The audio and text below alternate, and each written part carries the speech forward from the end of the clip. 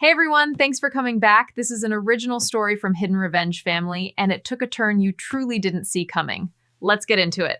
The valet barely looked at me when I handed over the keys, which told me everything I needed to know about how the night was going to go. The driveway alone was wider than my old base in Virginia, lined with imported cars that looked like they'd never seen a grocery store parking lot. Inside the house, light spilled through floor-to-ceiling windows, bouncing off marble floors and glass tables that didn't seem built for anyone who actually lived. This was Megan's place, her victory lap, and apparently my front row seat to it. I paused just long enough to smooth the sleeves of my plain gray dress. Nothing fancy, nothing flashy. I'd promised Mom I'd come, and I kept promises even when they came wrapped in discomfort and overpriced champagne.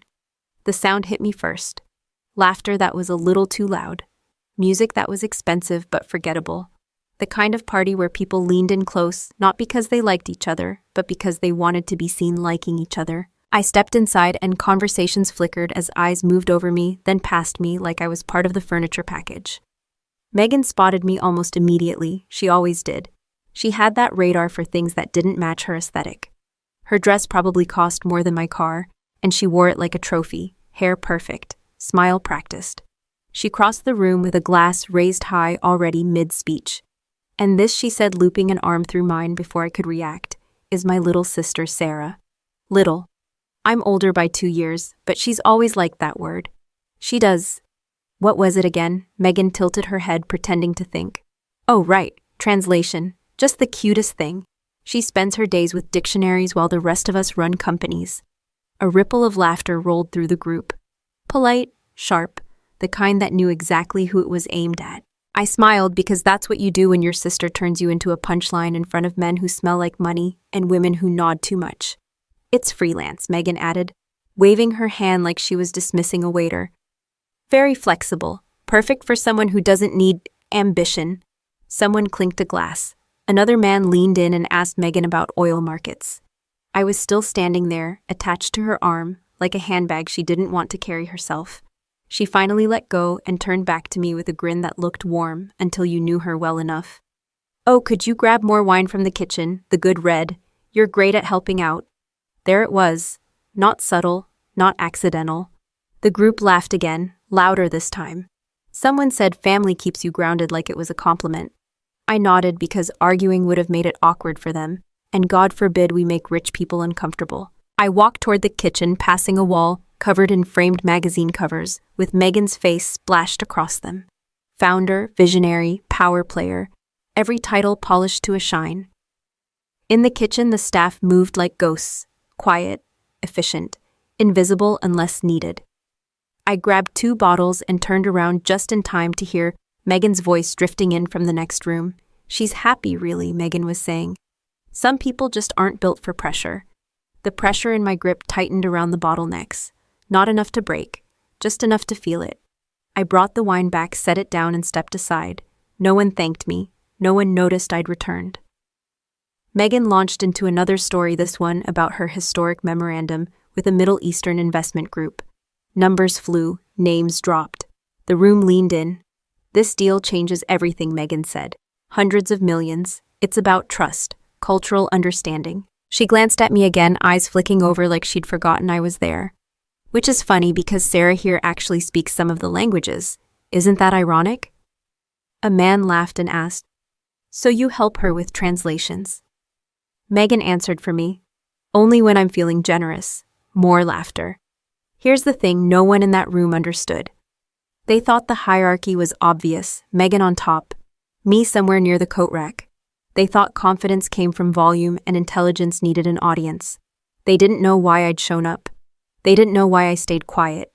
They assumed silence meant small.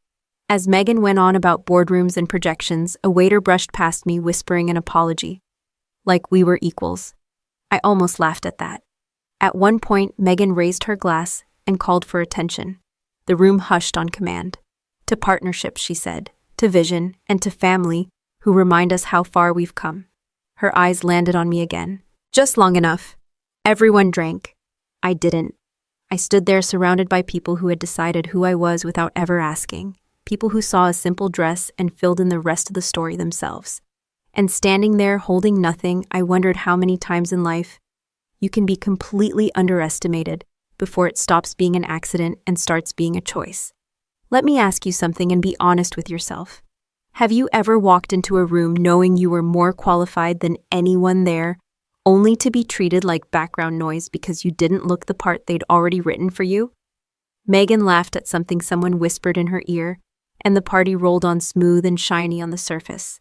I stayed exactly where I was, unnoticed, listening, watching, letting the night show me exactly how it saw me. I set my empty glass down before anyone noticed it had stayed untouched, slipped past a cluster of men, arguing about margins, and headed toward the back hallway.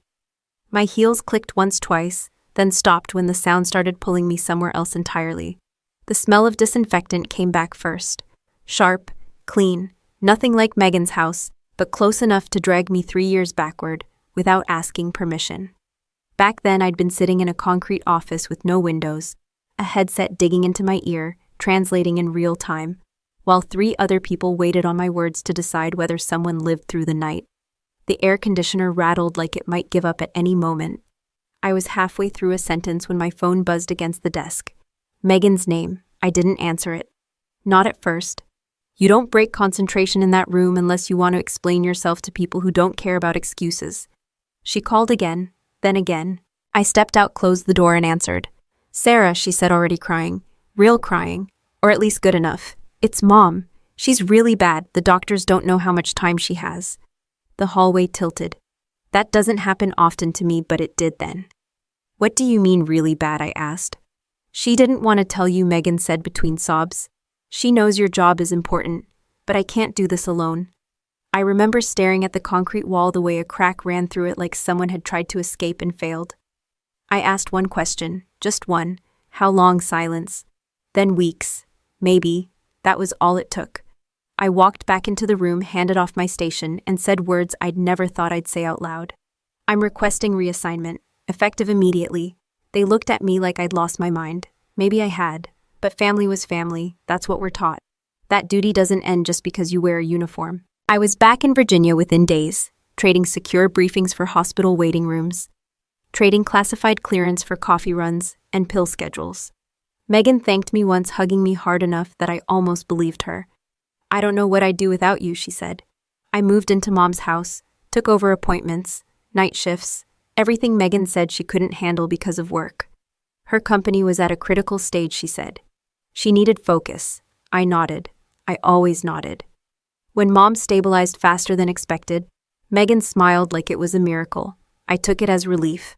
I needed something flexible, something that wouldn't lock me into a schedule I couldn't control, so I picked up freelance translation. Remote work, clean, legal. Megan called it cute even then.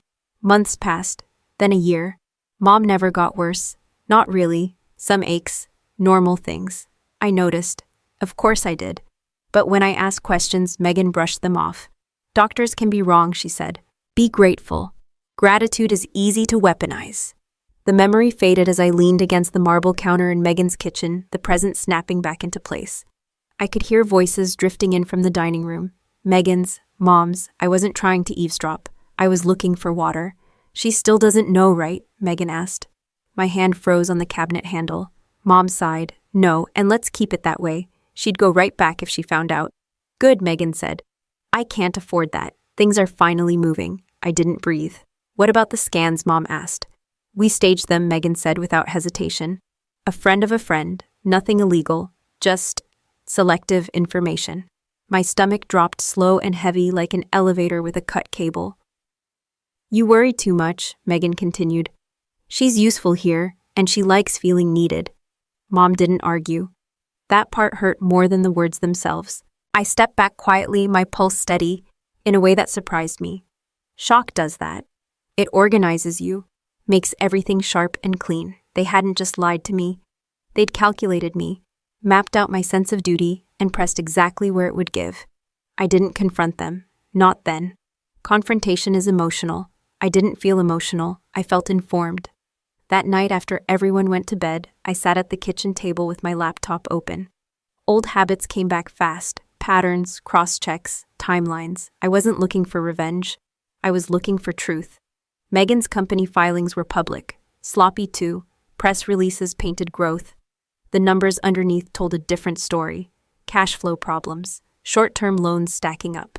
Desperation dressed as expansion. The Middle Eastern deal wasn't a victory lap. It was a life raft. The more I looked, the clearer it became. Megan hadn't pulled me back because she missed me. She pulled me back because she needed me close, compliant, and quiet. In the morning, I made Mom breakfast like always. Eggs, toast, coffee light sugar. She smiled at me over the table like nothing had happened. "Did you sleep okay?" she asked. "Fine," I said. And it was true. I'd slept better than I had in months. Megan breezed in late, talking into her phone, already running the world before noon. She ended the call and glanced at me. "Oh, I forgot. I might need you to translate some documents later. Important ones." "Sure," I said. Easy, neutral. She smiled satisfied and went upstairs. I cleaned the dishes slowly, letting the quiet settle. They thought they had moved me into a smaller life. They thought they'd shrunk me down to fit the role they needed filled. What they didn't understand was that I hadn't stopped being who I was. I'd just changed uniforms. I opened Megan's folder without sitting down the way you do when you already know you won't like what you're about to read. She dropped the stack of documents on the kitchen island like it was nothing, leather binder embossed logo the whole performance. "These need to be translated cleanly," she said. "No creativity, just accuracy. Accuracy. That word always sounds noble until someone uses it like a leash." "What are they?" I asked. "Due diligence," she said too fast. "Background materials for the investors. You wouldn't understand the numbers anyway." She smiled when she said it. A casual smile, the kind that assumes agreement. I flipped the first page and saw immediately this wasn't normal translation work. Not press releases, not marketing fluff, internal memos, risk assessments, security annexes. The kind of documents that don't get handed to freelancers unless someone is either careless or desperate. "Where did these come from?" I asked. Megan rolled her eyes. "Contacts. Just translate." I kept my face neutral and nodded. Years of briefings had trained me well. When someone wants you compliant, the worst thing you can do is let them see resistance. I took the binder upstairs into the guest room that had quietly become my office. Laptop on the desk, door closed. I didn't lock it. That would have looked suspicious. The first few pages were straightforward. Corporate structures, ownership shells. Then the language shifted. Government phrasing, compliance clauses that referenced programs Megan's company had no legitimate access to. My hands moved faster, cross-referencing names, dates, acronyms. This wasn't just financial desperation.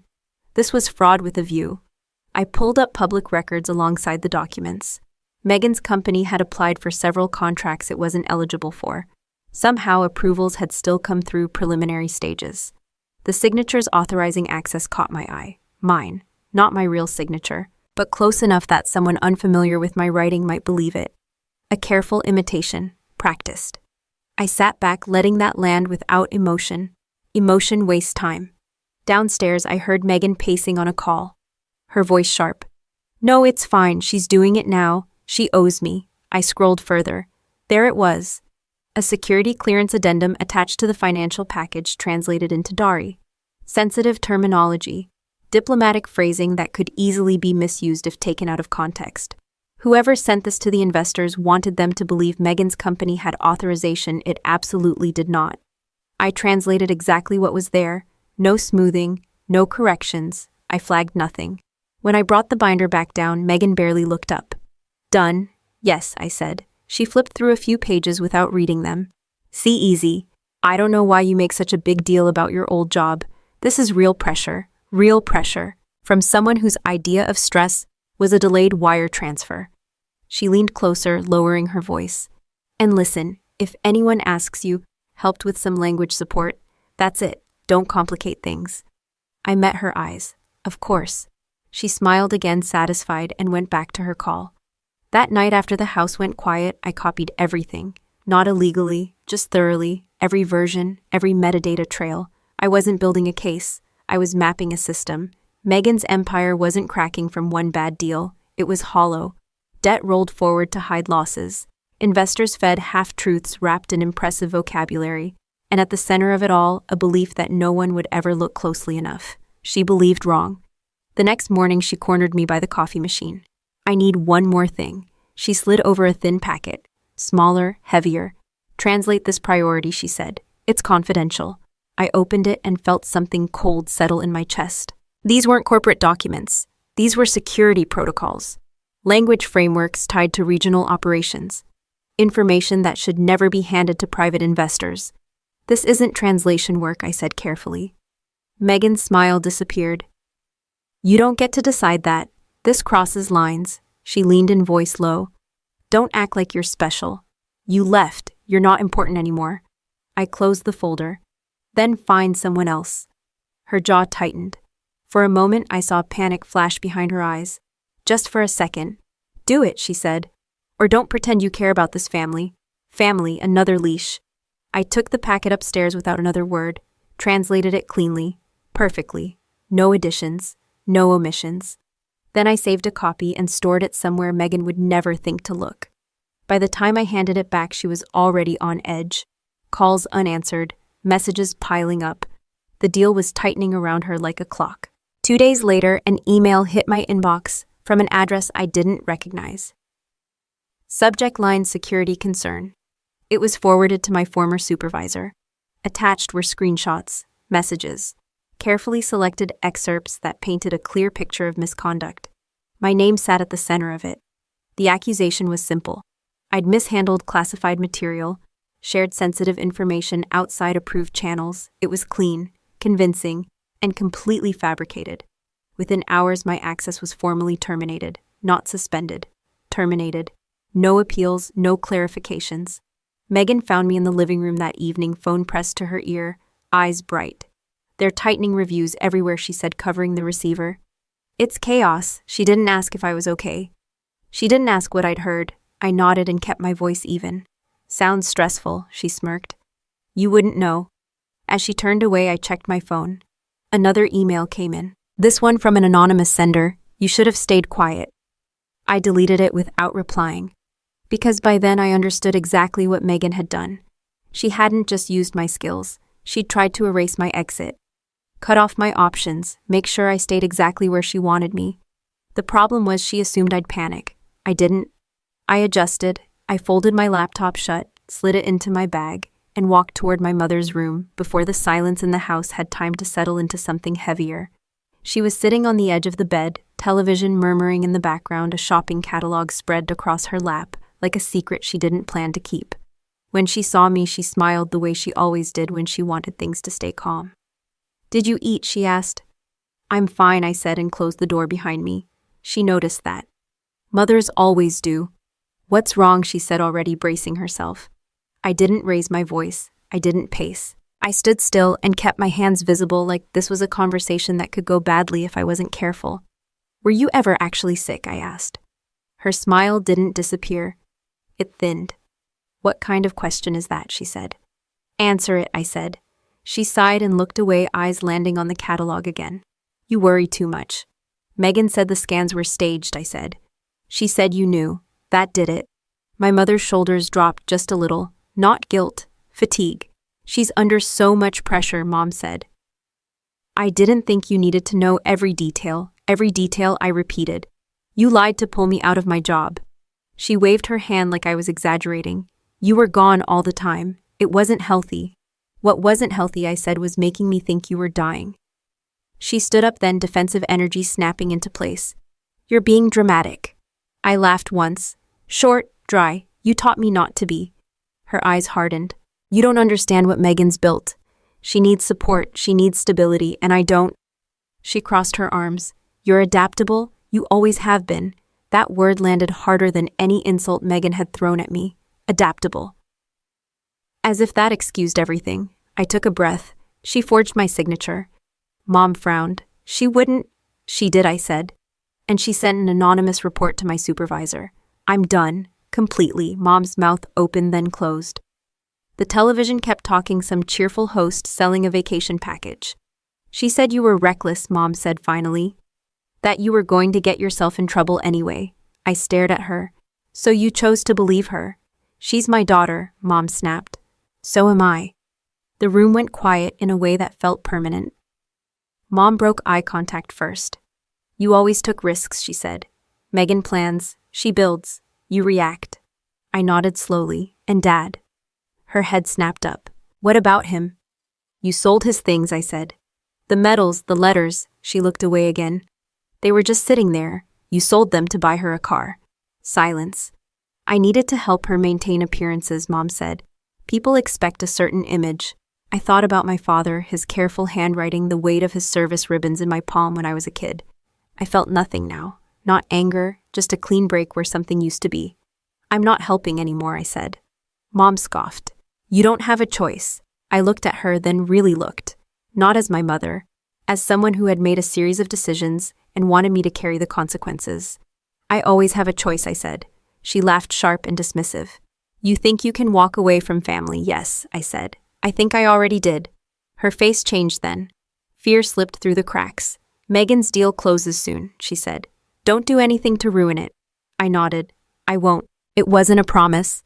That night, Megan cornered me in the hallway, eyes bright with something that looked like victory. I heard from Mom, she said. You had a little meltdown. I kept walking. She followed. Just so you know, Megan added, if you try anything stupid, I have proof you mishandled sensitive material. Plenty of it. I stopped and turned to her. You already used that. She smiled. I can always find more. I met her gaze. You should be careful with threats. She leaned in close. You should be grateful I let you stay. Grateful. Again. The email came the next morning. Subject notice of termination. Immediate effect. It wasn't from the government. It was from the small consulting firm I'd lined up as a fallback. Megan's anonymous complaint had reached them too. Risk management. Zero tolerance. I forwarded it to myself and closed the laptop. Mom found me packing later that afternoon. Where are you going out? I said. You're being selfish, she said. After everything we've done for you.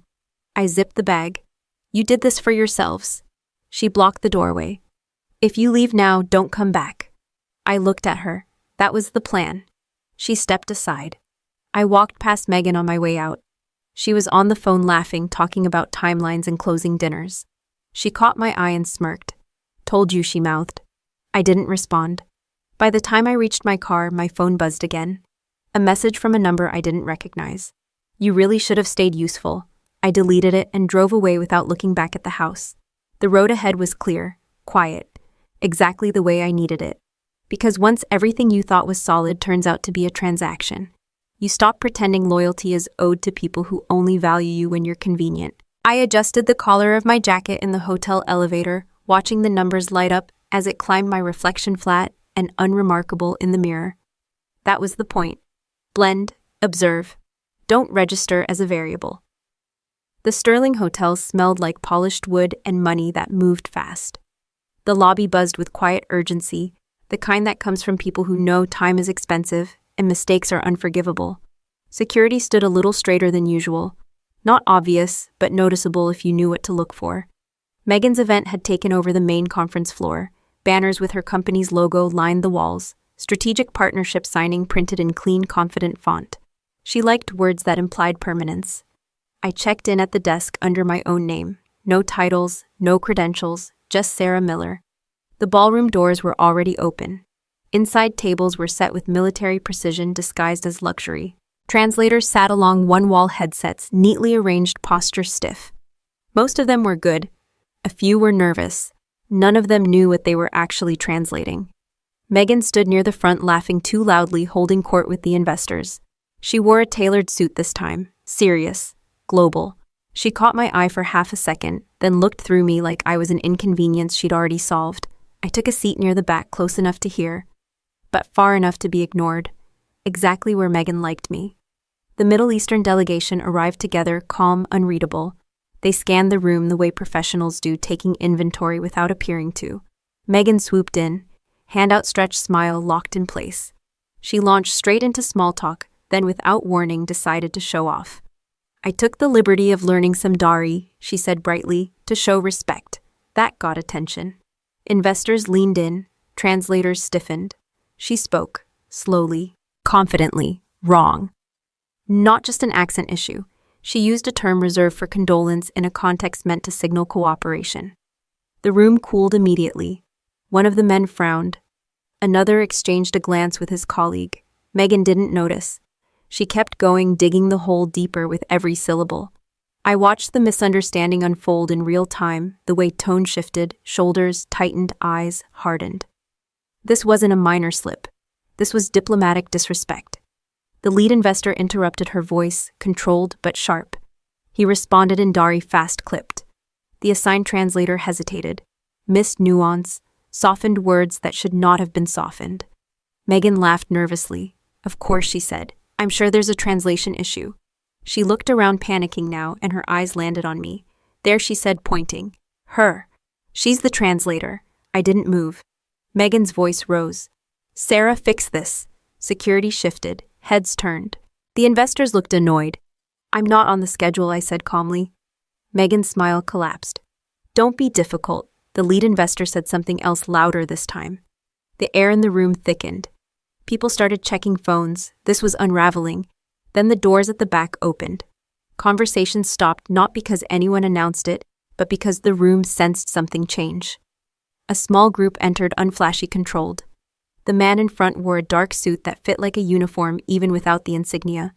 4 stars sat invisible on his shoulders. General Harrison didn't look around for approval. He took in the room in one sweep, eyes sharp, posture exact. He nodded once to the security lead, then stepped forward. Megan froze. This was not part of her plan. The general approached the table, expression neutral. I'm here to observe, he said. His voice didn't carry. It didn't need to. Megan rushed to him, hand extended. General Harrison, what an honor. I didn't realize I'm aware, he said, cutting her off. Proceed. She swallowed and turned back to the investors, trying to recover. As I was saying. She tried Dari again. It was worse this time. The lead investor pushed his chair back slightly. A signal. One of his aides whispered in his ear. Megan's face flushed. This is ridiculous, she snapped. The translation is wrong. She did this. She pointed at me again, harder. Security glanced at the general. He didn't look at me. Not yet. Ma'am, he said to Megan. Control your tone, she bristled. With respect, General, my company is under review, he said flatly. That landed. The room held its breath. Megan laughed too sharp. That's absurd. The general turned his head, slightly, eyes finally finding me. Just a glance, measuring. Is she your translator? He asked Megan. She used to be, Megan said quickly, before she left real work. The general's gaze stayed on me. And now I stood, slowly, no rush. No apology, I'm unaffiliated, I said. One of the investors spoke again, anger clear now. The translator stumbled. The message came through broken. This was spiraling. Megan snapped. This is her fault. She sabotaged this. Remove her. 2 security officers started toward me. I didn't look at them. I looked at the general. He raised a hand. They stopped. Let her speak, he said. Megan's mouth fell open. You can't be serious. The general didn't respond to her. If you understand, Dari, he said to me, clarify. I could have translated the sentence, smoothed it over, bought Megan time. I didn't. I took 1 step forward and spoke 5 words, quietly, old phrasing, the kind that doesn't exist in textbooks. The room went silent. The lead investor stiffened. His aide's eyes widened. The general's face drained of color. He straightened instinctively, heels clicking together, posture snapping into place. He brought his hand up in a precise formal salute that hadn't been casual in decades. Welcome back, he said. Colonel Miller. No one breathed. We've been looking for you for 3 years, he added. Megan stared at me like the floor had dropped out from under her. I didn't say anything. I didn't need to. The silence didn't feel dramatic. It felt procedural, like a system waiting for the correct input. General Harrison lowered his hand and looked at me the way people do when a file finally opens and everything makes sense at once. Not surprise, recognition, the kind that rearranges a room without anyone moving. Megan laughed, a thin sound that cracked halfway out. That's not funny, she said. She's not, Colonel Miller, the general said again, slower this time. If you're able, please confirm. I nodded once. Confirmed. He exhaled through his nose, a controlled release. You went dark after Kandahar. I followed orders, I said. You followed conscience, he replied, then turned to the room. For clarity, Colonel Miller is not and has never been a freelance translator. Megan took a step forward. This is a mistake. She quit. She washed out. The general didn't look at her. She architected the language protocols your firm attempted to present today. That sentence landed harder than anything else. It wasn't loud. It didn't accuse. It just placed facts where denial couldn't reach them. One of the investors leaned toward his aide and spoke quickly in Dari. This time I didn't translate. I didn't need to. His tone said enough. Megan's face shifted through confusion, anger, and something like calculation. "You're exaggerating her role," she said. "She did clerical work." "Clerical work doesn't save units," the general said. Her 5-word verification prevented a friendly fire incident that would have wiped out an entire convoy. The lead investor stood. "You allowed us to be briefed with unauthorized material." Megan turned on him. "That's absurd. We had approval." The general held up a folder. "These approvals." He opened it and slid out copies. The signatures stared up from the page. "Mine. Forged." Megan's voice dropped. "Those are valid. They are not," the general said. "They are criminal." The room began to change shape. Chairs shifted. Phones came out. People started calculating distance from Megan like she was a hazard. She pointed at me, handshaking now. "She did this. She handled the documents." I met her eyes. "I translated exactly what you gave me." The general turned to me. "Did you authorize any access on behalf of her company?" "No," I said. "Did you ever represent yourself as acting in an official capacity after your reassignment?" "No." He nodded once. "That aligns." Megan's voice rose. "You're ruining everything over a misunderstanding." "This isn't a misunderstanding," the general said. "It's a pattern."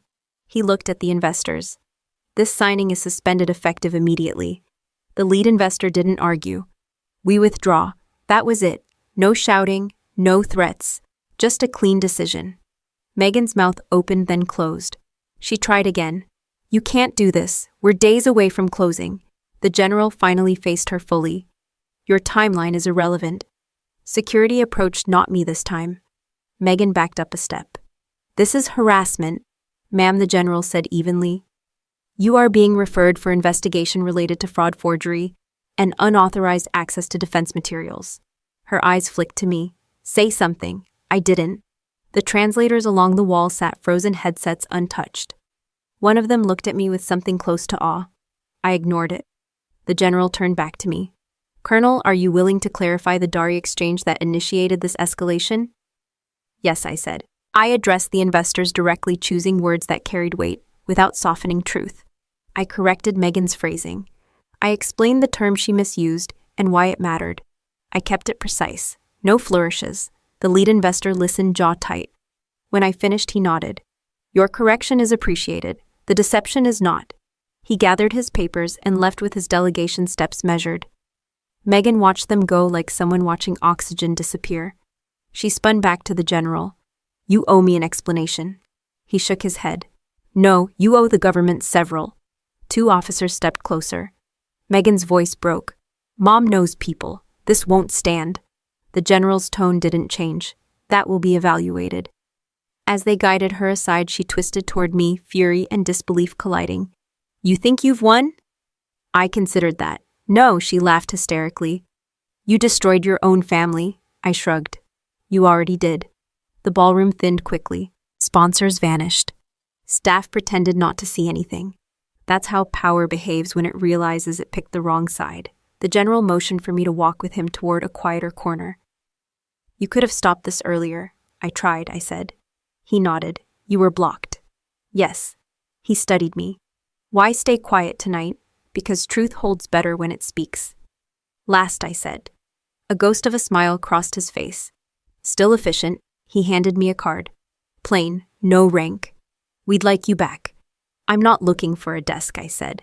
"We aren't offering one," he replied. "We're offering purpose." I glanced toward the doors where Megan had disappeared. "You already have it." "We need experience," he said. "And judgment." I slid the card into my pocket. "I'll consider." He nodded. "You always do." Security passed by with Megan between them. She stopped when she saw his face, pale, makeup cracked. "Tell him," she demanded. "Tell him this is a mistake." I looked at her. "I told you to be careful with threats." She stared like she didn't recognize me. The general turned away, conversation over. The hotel staff began resetting the room like nothing had happened. Chairs sliding back into place, banners still hanging, but suddenly meaningless. I stood there for a moment, the noise returning in pieces. Phones ringing, shoes clicking, people pretending this was just another delay. I checked my phone. No messages from my mother. None from Megan's contacts. The silence felt earned. I took a breath and walked toward the exit, not hurried, not triumphant, just aligned. When you spend years being treated like background, you learn something useful. You learn how rooms really work. And when they finally turn to look at you, you make sure you're saying exactly what needs to be said. I stepped back into the ballroom as if I'd forgotten something, because that's when people tell you the truth. When they think the moment has passed and the damage is contained. Megan was seated at a side table, shoulders rigid, jaw set, flanked by two officers who looked bored. Her phone sat face down in front of her, vibrating every few seconds. Each buzz landed like a reminder she could no longer control. General Harrison stood near the podium, speaking quietly to a man in a dark suit I recognized from oversight briefings. Legal. The kind of legal that doesn't raise its voice, Colonel the General said when he saw me stay. I stayed. He turned back to the room and spoke clearly, not loudly. For the record, this event is concluded. Any materials distributed today are subject to immediate review. People slowed their movements. No one left yet. They wanted to hear what came next, without admitting it. Megan pushed her chair back and stood. "You're making a spectacle," she said. "This can be resolved privately." The man in the dark suit responded before the general could. "Private resolution requires private mistakes." This was neither. He held up a tablet and connected it to the screen behind the podium. A clean interface appeared. Dates, file names, access logs. "Ms. Megan Miller," he said, "your company accessed restricted language frameworks on 12 separate occasions." Megan scoffed. "That's not possible." "It is," he said, "because you used Colonel Miller's credentials." The room leaned forward without moving. "That's a lie," Megan said quickly. "She handled translations." "She had access." The man tapped the screen. "She had access. You did not." A log expanded. My name appeared once. Megan's appeared everywhere else. He continued, "You attempted to pass these frameworks off as proprietary assets during investor briefings." One of the sponsors muttered something under his breath and stepped away from Megan like she was radioactive. Megan turned to me. "Tell them I didn't know." I met her eyes. "You coached me on what to translate." She stared stunned. "You said you'd stay out of it." "I said I'd translate accurately." The general folded his hands behind his back. "Colonel Miller designed those frameworks to prevent exactly this scenario." Murmurs spread. Someone whispered, "She built it?" The man in the dark suit nodded. "She is listed as principal architect." Megan laughed high and brittle. "So what?" "That doesn't make it illegal." "No," he said. "The forgery does." He tapped again. A scanned signature filled the screen. Mine. Then the comparison. Stroke mismatches. Pressure variance. Timing differences. "This signature was forged," he said. "Multiple times." Megan's color drained. "You can't prove that." "I can," he replied. "And I will." One of the investors stepped forward, anger no longer contained. "You represented government alignment you did not have." Megan tried to pivot. "That was a misunderstanding caused by translation errors." I spoke then, not loud, not dramatic. "Your term choice implied a condolence pact." "That's not a translation error." The investor nodded sharply. "Exactly." He turned to the man in the dark suit. "We are withdrawing all capital, immediately." Another sponsor followed suit. Then another. Each step back widened the space around Megan until she stood alone. She spun toward me, voice shaking. "You planned this." "I didn't," I said. "I documented it." She looked to the general. "You can't let her do this." The general's expression didn't change. "She didn't do anything. You did." Two agents approached. Megan backed up a step. "This is insane." "Ms. Miller," the man in the dark suit said, "you are now under formal investigation. Please remain seated." She laughed again, but this time it didn't sound like confidence. "My lawyers will tear this apart." He nodded. "They're welcome to try." Her phone buzzed again. She grabbed it, desperation creeping in. "This is harassment." The general raised a hand. "Your phone, please." She hesitated, then handed it over like it weighed 100 pounds. The screen behind them shifted again. This time emails. Subject lines flashed by. Anonymous complaints. Timed releases. The sender addresses were blurred, but the routing wasn't. "Your report to Colonel Miller's supervisor originated from your home IP," the man said. "You attempted to neutralize a risk you created." Megan stared at the screen, mouth open. "That doesn't mean it means," the general said calmly. "You tried to destroy a career to protect a lie." The room felt smaller now, heavier. I thought about my mother then, and how quiet she'd been. How easy it was for her to step aside and let this happen. The man in the dark suit turned to me. Colonel, for completeness, did you ever consent to your credentials being used by your sister? No, I said. Did you receive any compensation from her company? No. Did you benefit from this arrangement in any way? Oh. He nodded. Thank you. Megan's voice cracked. She lived in my house. I shrugged. That wasn't compensation. The general addressed the room one last time. Any ongoing collaboration with Ms. Miller's firm is suspended pending investigation. That was the sentence that ended everything Megan had built. Not because it was dramatic, because it was final. Security moved closer. Megan looked around wildly, searching for someone to intervene. No one did. As they guided her toward the exit, she twisted back to me. You think this makes you better? I didn't answer. Because the truth was simple. I hadn't unmasked her. She'd done that herself. I'd just stopped looking away. The screen went dark. Conversations resumed in fragments. People checked schedules, made calls, repositioned themselves as if gravity had shifted and they needed to adjust. The general leaned toward me. You okay? Yes, I said. He nodded. Good. The man in the dark suit handed me a slim folder. You may want this. Inside were copies of everything, clean, organized, the kind of record that ends arguments before they start. I closed the folder and held it at my side. Megan's voice echoed faintly from the hallway, sharp with protest, then cut off. The room exhaled. I didn't stay to watch it reorganize itself around a new center. I already knew how that worked. I didn't leave the hotel right away. I stood near the edge of the lobby where people assumed I was staff or security adjacent, the kind of presence you don't question. Phones kept ringing. Names that mattered 10 minutes ago suddenly didn't. My phone buzzed once. A text from James. They're here. Conference room B. I walked down the hall without urgency. The room smelled like coffee that had been reheated too many times. James stood when I entered, suit crisp, expression calm, in that way lawyers practice until it becomes real. Everything went according to expectation, he said. I prefer as planned, I replied. He slid a folder across the table. Not thick, focused. The kind of folder that only exists when someone has already done the math. These are the outstanding obligations tied to Megan's company, he said. Short-term loans, bridge financing, private notes, all past due. I flipped through the pages. Familiar names, shell entities, interest rates designed to squeeze, not support. You acquired them quietly, James continued. Through the holding company we discussed. Yes. No direct link to you, he said. On paper, good.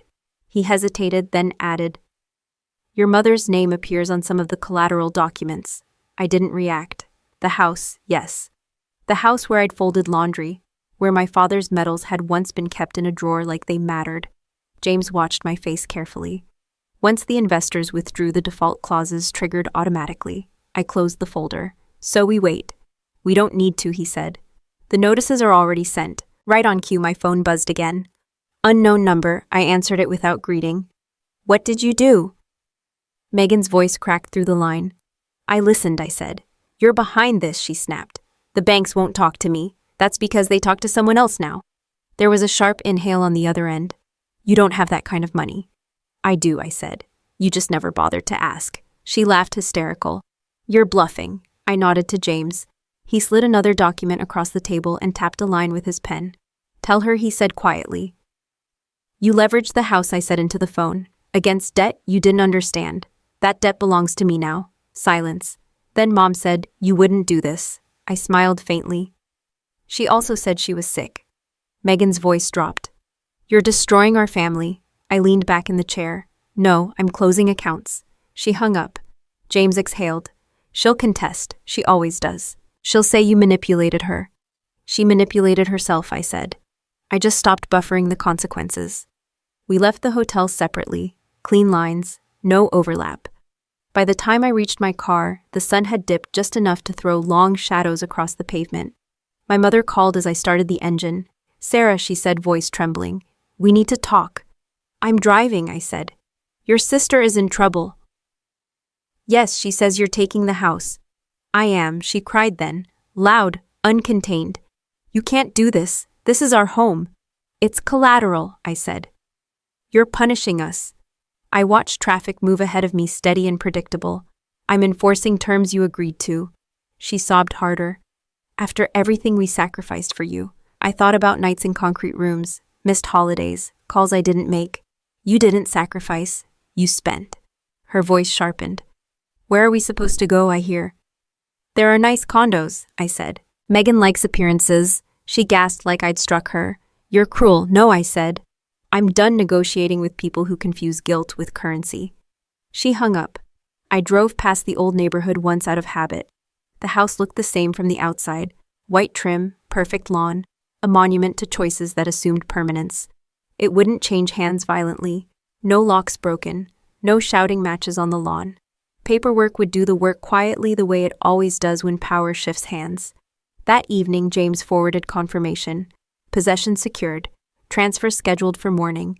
I didn't celebrate. I made dinner. Something simple. Ate standing up. Megan sent one last message. You think this makes you strong? I typed back. It makes me finished. I blocked the number and set the phone down. Somewhere across town, lawyers were scrambling. Calls were being returned that shouldn't have gone unanswered. Narratives were being rewritten in real time. None of it required my attention, because the truth about leverage is simple. You don't need to raise your voice when the math already agrees with you. I went to bed early not because I was tired, but because there was nothing left to monitor. Everything that needed to move was already moving precisely without me standing over it. In the morning, I would sign exactly one document. Not as revenge, not as punishment, as closure. The handcuffs didn't click loudly when they closed around Megan's wrists. They never do. Movies get that wrong. Real ones sound final, not dramatic. She walked between two officers through the hotel lobby, heels in her hand. Now hair coming undone in a way she'd never allow if she had a choice. People stared, then looked away. Reputation collapses faster than buildings. No dust, just distance. My mother pushed through the small crowd near the entrance, breathless, coat half on, eyes wild. Megan, she cried. An officer stepped in front of her. Ma'am, please stay back. She turned and saw me. For a moment, she didn't recognize me. Or maybe she did, and that was the problem. Sarah, she said. Dropping to her knees on the marble floor like gravity had suddenly doubled. Please, don't do this. I stopped walking. She grabbed at my coat, fingers shaking. I'll fix everything. We'll sell the house. We'll make it right. I gently removed her hand. You already did sell the house. Her face crumpled. Then take me instead. She needs help. Megan didn't look back. She stared straight ahead, jaw clenched, eyes empty. This isn't about punishment, I said. It's about consequences. My mother sobbed loud enough that a few people shifted uncomfortably. I didn't mean for it to go this far. You meant for it to be convenient, I said. This is just what that looks like. She shook her head. Family doesn't do this. Family doesn't fake illnesses, I replied. An officer cleared his throat. We need to move. Megan paused, then finally turning her head. Her eyes met mine, searching for something. Sympathy, regret, control. You won't hear from me again, she said. I know, I said. They led her out through the doors, the sound of traffic swallowing the moment whole. My mother stayed on the floor a second longer, then stood slowly like her body was older than she remembered. Where will I go, she asked. I thought about answering, about offering options, about smoothing the landing. I didn't. You'll figure it out, I said. You always do. I walked outside into the morning air. A black military vehicle waited at the curb, engine idling. General Harrison stood beside it, hands behind his back, posture relaxed but alert. Ready? He asked. Yes, I said. My mother followed me out, desperation flaring again. You're just leaving. I turned to her one last time. You asked me to disappear. She opened her mouth. I'm just doing it properly, I finished. I stepped into the vehicle without looking back. The door closed with a solid, unremarkable thud. As we pulled away, the hotel shrank in the window. The banners were still up. The illusion hadn't caught up with reality yet. The general sat across from me. Your file never closed, he said. We classified your absence as unresolved. I needed distance, I said. You got clarity, he replied. He slid a slim folder toward me. No fanfare, no pressure. Your role will be advisory, language, cultural risk, nothing ceremonial. I opened it. Familiar frameworks, updated, improved. Work that mattered. I don't need my rank back, I said. He nodded. We know. The road stretched ahead, clear and unremarkable. No music, no speeches, just motion. I thought about the version of myself who stood in Megan's kitchen, pretending not to hear the truth. The one who was told she was adaptable like it was a flaw. Adaptable meant I survived. The vehicle turned onto the highway, merging smoothly. I didn't check my phone. There was nothing left to say. What people rarely tell you is that walking away isn't loud. It doesn't feel like victory. It feels like relief without permission. I hadn't won a war. I'd ended one.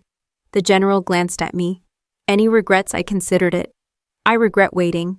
He smiled slightly. Most do.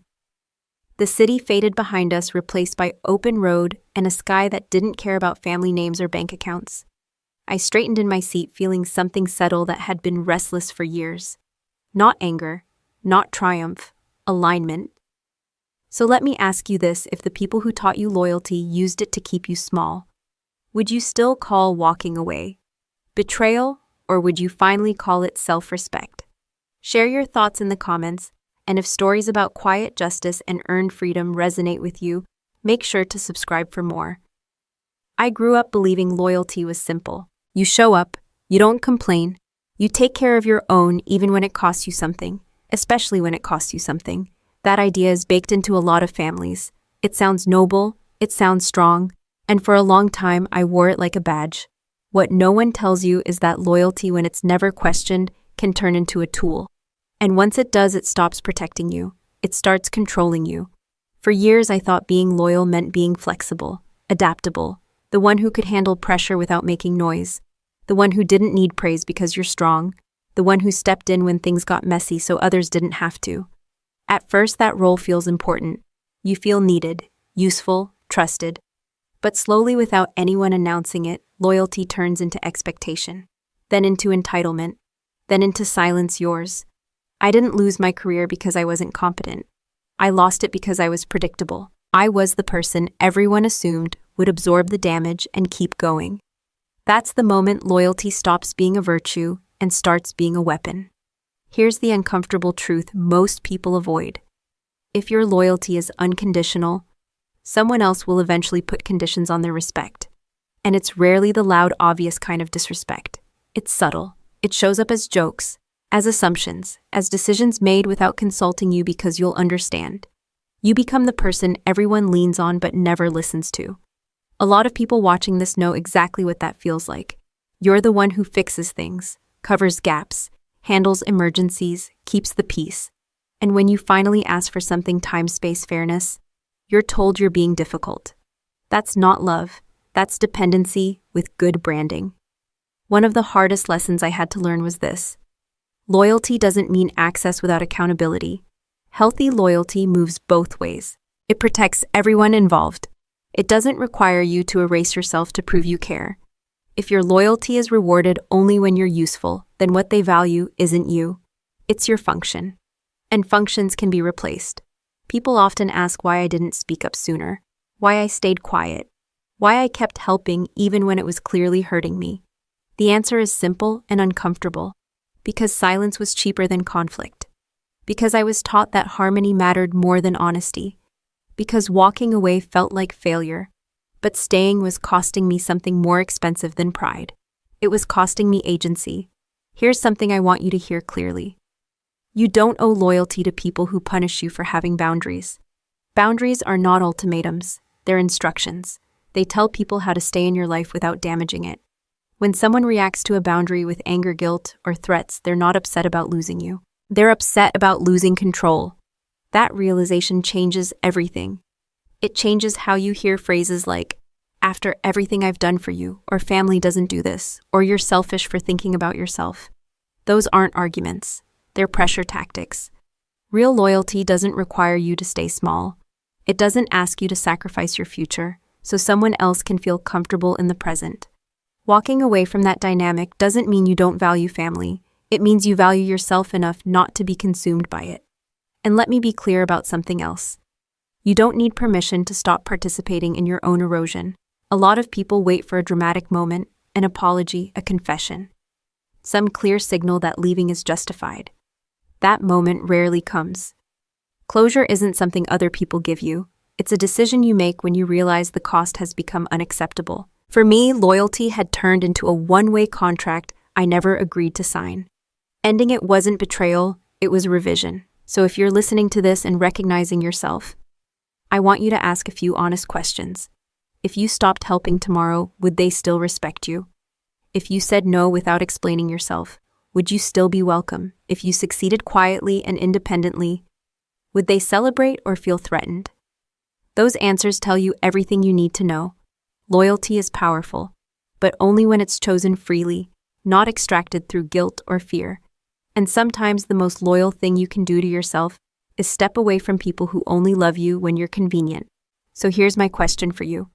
Have you ever stayed loyal to someone who would never have done the same for you? And if you're honest, what has that loyalty really cost you? Share your thoughts in the comments, and if this resonates, stay with the channel. There are more stories and more truths that don't get told often enough. For most of my life, I was underestimated before I ever opened my mouth. Not loudly, not cruelly, just casually, like it was obvious. People saw how I dressed. They saw how little I spoke. They saw the role I didn't advertise. And they filled in the rest with assumptions that made sense to them. I used to think being underestimated was a disadvantage, something to fix, something to outgrow. I was wrong. Being underestimated is only a weakness if you believe their version of you. Once you stop trying to correct it, it becomes leverage. Here's what most people don't understand: when someone underestimates you, they relax. They stop guarding information. They speak freely. They take shortcuts. They assume you won't notice. And that's when you see everything. In the military, the loudest person in the room is rarely the one with real authority. Authority doesn't need to announce itself. It watches. It waits. It acts when the outcome is already decided. That lesson applies far beyond uniforms and briefing rooms. In families, workplaces, and social circles, the underestimated person often has the clearest view. They're not invited into ego contests. They're not distracted by performance. They're allowed to observe patterns others miss. But here's the key difference most people miss. There is a difference between silence caused by fear and silence chosen as strategy. Silence from fear feels heavy. It shrinks you. It makes you hope you won't be noticed. Strategic silence does the opposite. It creates space. It gives you time. It lets you gather information without revealing intent. I didn't stop speaking because I had nothing to say. I stopped speaking because I didn't need to. When people assume you're harmless, they tell you the truth without realizing it. They show you who they are when they think you don't matter enough to remember details around. That's not an insult. That's access. A lot of people burn energy trying to change how they're perceived. They explain themselves, over-justify, over-perform. They want to be seen as capable so badly that they expose every move before it's ready. The problem is, once people see you as a threat, they start protecting themselves from you. Being underestimated buys you time. Time to build skills quietly. Time to understand systems. Time to prepare without interference. I never corrected my sister when she mocked my work. I never defended my intelligence in rooms where people laughed. Not because I agreed with them, but because correcting them would have cost me the advantage. You don't win by convincing people you're smart. You win by letting them act like you're not. Here's a hard truth. The moment you demand respect, you give up leverage. Respect that has to be argued for is unstable. Respect that arrives after results is permanent. People ask why I didn't speak up sooner, why I didn't reveal everything the moment I knew. The answer is simple. Timing matters more than volume. If you speak too early, you look emotional. If you speak without proof, you look reactive. If you speak while the system still protects them, you look expendable. But when you wait until the facts line up, until the consequences are already moving, your words don't need force. They land on their own. Being underestimated taught me patience. And patience is power most people don't recognize until it's too late. This doesn't mean you tolerate abuse. It doesn't mean you disappear. It means you stop wasting energy trying to perform intelligence for people who have already decided not to see it. Instead, you invest that energy where it compounds. Skills, credentials, financial independence, legal clarity, things no one can laugh away. One day the room changes. Not because you announced yourself, but because circumstances force people to look again. And when they do, you don't need to explain the gap between who they thought you were and who you are. They feel it. That moment isn't loud, it isn't cinematic, it's quiet and uncomfortable and irreversible. And here's the part no one prepares you for. When people realize they underestimated you, they rarely apologize. They rewrite history instead. They say they always knew. They claim they helped shape you. That's fine. You don't need their acknowledgement anymore, because by then, their opinion no longer carries weight. So if you're listening to this and you've been overlooked, dismissed, or treated like background noise, I want you to consider something. What if being underestimated isn't the obstacle but the cover? What if the reason you're not being challenged is because no one sees the move you're preparing? You don't have to correct their assumptions. You just have to outgrow them quietly. And when the moment comes, you won't need to raise your voice. The situation will speak for you. So let me leave you with this question. If no one around you expected anything from you right now, what could you build without interference? And what would happen if you stopped trying to prove yourself and started preparing instead? If this resonates, stay with the channel. The most powerful moves are rarely the ones everyone sees coming. There's a moment people expect after a story like mine. They expect forgiveness. They expect reconciliation. A quiet phone call, maybe a tearful conversation where everyone admits their mistakes and promises to do better. They expect me to say that holding on to anger was heavy, and forgiveness set me free. That moment never came. And I want to be very clear about this, I'm not angry. And I didn't forgive them. Those two things can exist at the same time. We live in a culture that treats forgiveness like a moral requirement, as if healing is only legitimate once you've absolved the people who hurt you. As if peace can't exist unless you reopen doors that nearly crushed you the first time. That idea keeps a lot of people trapped, because forgiveness is often confused with responsibility relief. It's offered not to repair harm, but to erase discomfort, especially for the people who caused it. I didn't need forgiveness to move forward. I needed clarity. Closure doesn't come from apologies. It comes from decisions. For a long time, I thought closure meant understanding. I thought if I could just get them to explain why they did what they did, something would click. The pain would soften. The confusion would settle. That's a lie many of us tell ourselves. Some people don't have explanations that bring peace. They have patterns, and patterns don't resolve with conversation. They repeat. Closure isn't about them finally seeing your side. It's about you no longer needing them to. The day I stopped imagining the conversation where everything made sense was the day I actually moved on. I didn't cut contact because I was bitter. I cut contact because I was done negotiating reality with people who benefited from distorting it. There's an uncomfortable truth most people avoid. Forgiveness is optional. Self-respect is not. You are allowed to say, "This hurt me," without adding, "but I understand." You are allowed to leave without granting emotional absolution. You are allowed to protect your peace without justifying it. A lot of people stay connected to harmful relationships because they confuse distance with cruelty. They worry about being seen as cold, unforgiving, or heartless. But here's what I learned: distance is not punishment. It's protection. Closure doesn't require confrontation. Sometimes confrontation just keeps the wound open longer. I didn't need my sister to admit she was wrong. The consequences already said enough. I didn't need my mother to apologize. Her choices were clearer than any words she could have offered. I stopped waiting for accountability to feel fair. Fairness isn't a prerequisite for peace. What finally brought closure wasn't forgiveness. It was acceptance. Not acceptance of what they did, but acceptance of who they are. Once you accept that someone is unwilling or unable to change, the struggle ends. You stop trying to extract something they don't have to give. You stop revisiting old conversations in your head. You stop drafting messages you'll never send. You stop hoping the next interaction will be different. That's closure. It's quiet, it's anticlimactic, and it's permanent. People sometimes ask if I ever miss them. I miss who I thought they were. I miss the version of family I hoped I had. But I don't miss the reality. There's a difference. Healing doesn't mean forgetting. It means remembering without needing resolution from the source of the pain. And here's the part that matters most. You don't owe access to people just because they share your history. Shared DNA is not a lifetime contract. Shared memories don't override ongoing harm.